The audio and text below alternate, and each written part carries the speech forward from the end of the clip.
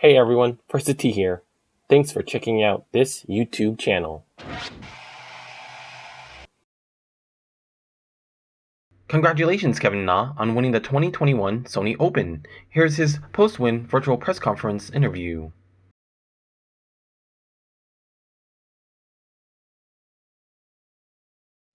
Okay, we'll get started. We'd like to welcome the 2021 Sony Open in Hawaii champion Kevin Na into our virtual interview room. He picks up his 5th PGA Tour victory. And Kevin, I know this one is one you've wanted for a long time. If we can get your comments. Yeah, it feels great. I felt like Waialae is a golf course that I really have a chance at, and there's not too many of these left anymore, so I got to take advantage of it. And what a great feeling to win at a golf course I really feel like I can win at. You move up to number 10 in the FedEx Cup. You get to come back to Hawaii next year. I know those are all important things. Talk a little bit about your goals now for the rest of the year. Yeah, I mean, it's great to get off to a good start. I'm back in Maui, obviously here too, so already looking forward to next year. And it's a nice feeling. I know it's a Ryder Cup year. It's just all positives. I feel great. I'd like to. There's 4 seasons in a row I've won. It's a great feeling. Nice to get it done early, but I'd like to win another one before the season's over. All right, we'll get started. We'll start with Doug Ferguson from Associated Press. Hey, Kevin, congratulations. First of all, what was the club you hit from that rough on the 18th? What kind of medal was that? It was a 5-wood Callaway Epic Flash. 5-wood, that's all I needed. Thank Yes. you very much, marketing major. Listen, I know you said you had a lot of holes left, but when you're coming off kind of a shorty on 11, Yes. 3-putt on 12, how do you play those last 6 holes, knowing they're birdie holes, but knowing you can't afford to miss many of them either? Is that not? I mean, how do you find the freedom instead of the pressure? I guess. Is what I'm asking. 13's obviously not really a birdie hole, and I hit in the left rough, really far back, and I hit an unbelievable iron shot out of there to about 13, 14 feet, maybe 15 feet, and to make that one and bounce back from that 3-putt was what kept me in the tournament. And I knew that over the putt, I was like, man, I really need this one, and I was really happy to see that one go in, and and just kind of loosened me up a little bit too. Okay, thank you, Kevin. All right, let's go to Ben Everill with PGAtour.com. Thanks, mate. Well done. 4 in a row, like Thank you. I briefly heard you yesterday say that you hurt your rib on Wednesday. That could have been 3 years in a row. Can you take us through that potential frustration of almost missing out? Yes, obviously. 3 times in a row. Yeah, 2 years in a row I've been here and wasn't able to tee it up because of injuries. And this year, Wednesday morning pro-am, warming up, and I hit one hard and I pulled my rib. And I didn't know what to expect. And my trainer that I just added to the team, Cornell Dreesen, he helped me out a lot. He worked on it, we loosened it up, and the next day I woke up and I felt great. I felt like nothing happened. Had he not been here, I don't know, it might have been a different story. But I felt good during the whole week. I was swinging it well, putting well, and a couple things went my way, a couple bounces here and there, and that's what you need. Was there any concern on the lie at the back of 18 there? Anything that had you worried at all? Yes, I called Kenny in to take a look at the lie. The lie looked clean, but there was a blade of grass, a little thick blade of Bermuda grass that I was going to catch, and I was asking him, what do you think about this? Is this going to be okay? Because into the grain, the line might look good, but you catch the sole catches it, and you look like just an amateur golfer and just flub one. So he's like, no, I think it's fine. It's not enough to really affect it. But I told him I was going to put it back in a little bit more in the stance, open the face, and get a little more vertical on it, and I did, and it came out perfect. And lastly from me, I know you were desperately close to getting a call up to the President's Cup late last time. And you talked about wanting to get into that team for the Ryder Cup. Can you talk about what it would mean to you to be in team golf? I haven't made a team golf yet. I've been close a few times. I really thought I had a chance at the President's Cup. I'm a fighter. I'm a good match play player. I'm a good putter, and making those key putts is gonna wear down the opponents. And I'm just I think I could be a good pick, good help to the team. Thanks very much, mate. Well done. Okay, let's go to Brian Wacker with Golf Digest. Hey Kevin, congratulations.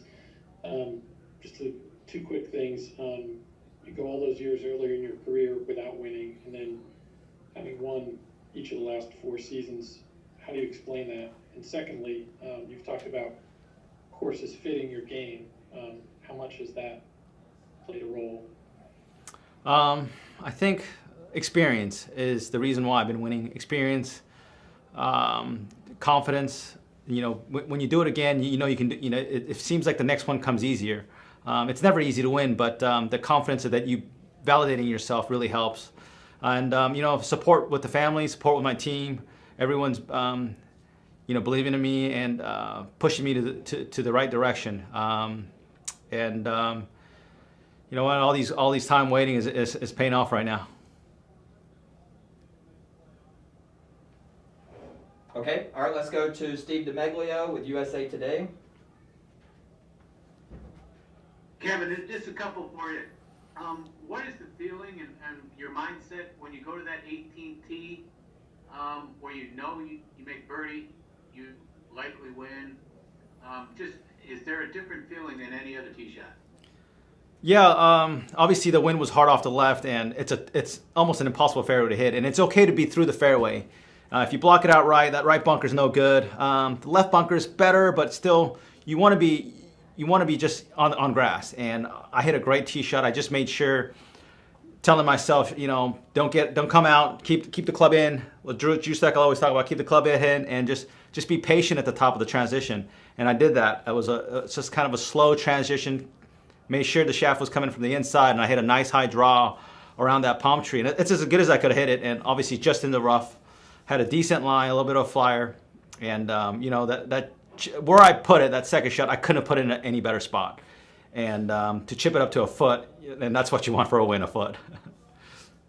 And you've won 4 of your last 55 starts. Does that change your mindset? Do you expect more of yourself going forward? Yes and no. I mean, it depends on what golf course I go to. Like golf course like this, I really feel like I got a chance, and you know, I'm trying to contend, at least top, you know, try to get a top 10 in, and you know, if things go well, contend. In certain golf courses, you know, 20th place is maxing out for me. I think more about winning. Let's put it that way. Since I've been winning more often, because I know I can do it. Before it was like, can I do it? I don't know.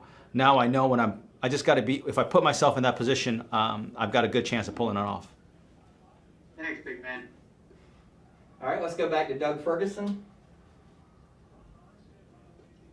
And a couple more, Kevin. I'm curious with your length, which is probably, I would think, middle of the pack on tour, long enough, obviously. But Yeah. Do you think that can sometimes be an advantage on this golf course to not tempt you into taking lines that more power players might take and get in trouble?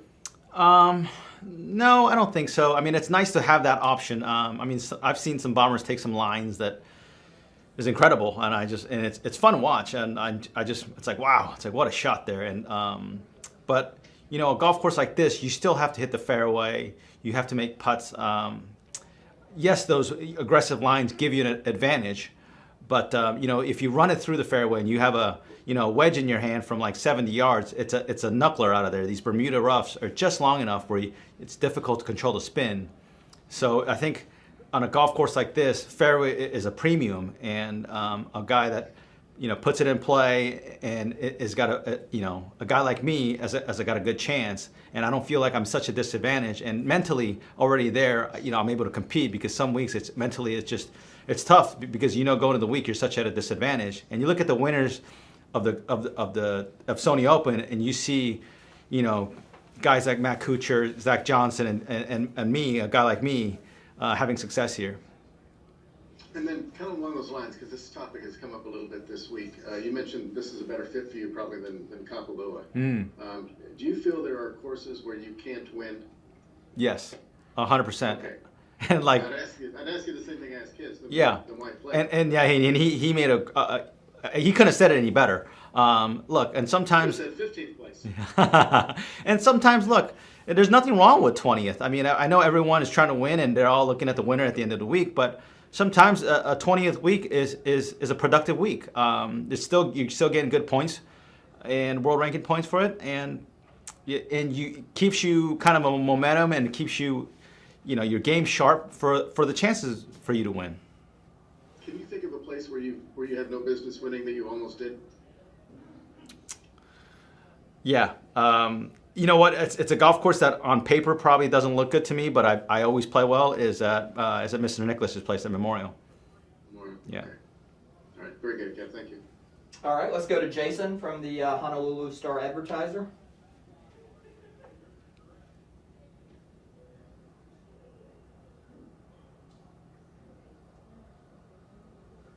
Jason, you'll unmute your computer. Do you have a question? All right, let's go to Steve DeMeglio, and then we'll come back to Jason. Kevin, just a quick one. What's your schedule? I am playing next week in Palm Springs, and then I'm playing Saudi, and then I'm playing LA, Genesis. Okay. All right, we'll go to Jason now.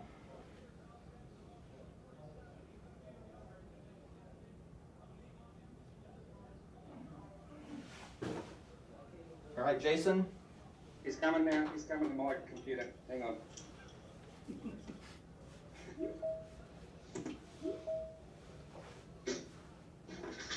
Go ahead, mate. Just speak.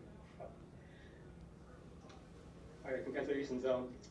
Given some of the good results that you've had here in past years, does it make it more gratifying to be able to finish it off this time? Yes. I've had some chances here. I have some, I think, a couple of top fives here. And things didn't quite go well on Sunday, but and it's a golf course that I know that I got a chance at, and to be able to validate that is a great feeling. And did you find the course played any different today than the previous 3 days? Yes, I mean the wind was a totally opposite direction.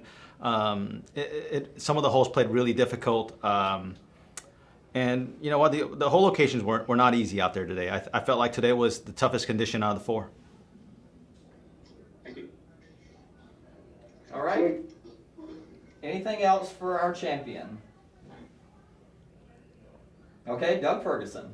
We'll close it up with Doug. Sorry, close it up with me. Have the goals you set for yourself and the ones you set for yourself now, how much have they changed, would you say, in the last 10 years? And can you give us a hint of what means the most to you? Winning. I used to be a really consistent player, a lot of top tens, a lot of make cuts. And yeah, winning was still important then, but winning felt a little bit of a distance to me. I know I could do it. I've won before, but it's been so long. I went so many years without winning that I've kind of forgot that feeling. And when I validated it at Greenbrier, it made me hungry for more. And I was playing maybe a little bit more aggressive when coming down the stretch. Not worrying so much about second or third. More focused on just that winning. And the fact that I know I can do it, and the composure that I've been able to control my emotions coming down the stretch has been really good. And I mean every year I hope to win and I expect to win on the right golf courses. And sometimes that adds a little bit more pressure on these golf courses, but I think it's just the mindset that when you go in that, hey, look, if things go well and I play well, I'm going to have a chance. Do you have a checklist of where you want to be at the end of the year? Yeah, I hit one of the. I hit one of the checklists already. The other checklist was I want to be top 20 in the world, back in the top 20 in the world before the year's over, contend in a major, and obviously make it to the Tour Championship and so on. And then the big thing is the Ryder Cup. 23 in the world, 3 to go. All right. Thanks, Doug. All right, everyone, thank you for your participation. And once again, congratulations to our champion, Kevin Na. Thank you. Congratulations once again, Kevin Na. What are your thoughts on the 2021 Sony Open? Let me know in the comments section below, and please click on the thumbs up icon if you liked this video. Subscribing to this YouTube channel and sharing the video also helps. And don't forget to click on the notification button for this channel so you won't miss the next First 2T video.